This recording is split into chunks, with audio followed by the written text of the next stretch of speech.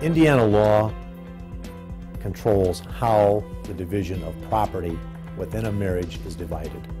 The way it's divided by statute under the law of Indiana is there are certain presumptions. The first presumption is that the assets will be divided equally, and that means equally between the spouse. Indiana law does not favor one gender over the other gender. The same way with debt proration. The presumption is it's a 50-50 proration between the spouses. Now, once you make that generalization, that it's a general division of 50-50, then you can start doing things to rebut that presumption. And what I mean by that, you can counter that presumption to the court.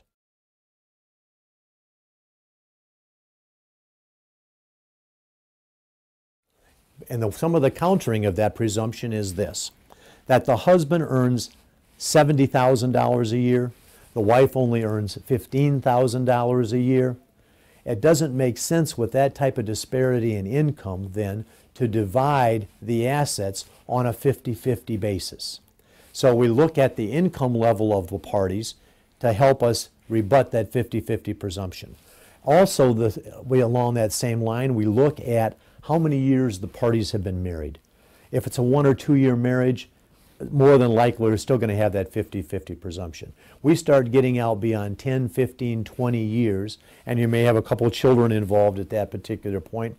Then we look at that presumption just doesn't make sense, because the man that's making the $70,000 versus the woman that's making the 10 or 15, he's going to be able to continue to earn that type of money. The wife is not going to all of a sudden, because they're divorced, now start earning that type of money.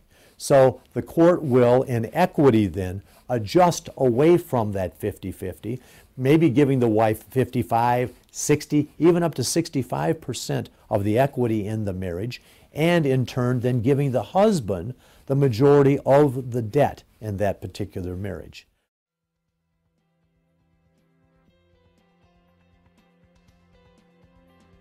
We will also look at if there are small children. If there are small children involved and the wife is going to have to take care of the children, then the court also looks at that as maybe there's a reason for breaking the presumption that more of the assets should go to the wife than to the husband. Always looking at who is going to be able to replenish what is lost or gained at that time of the divorce.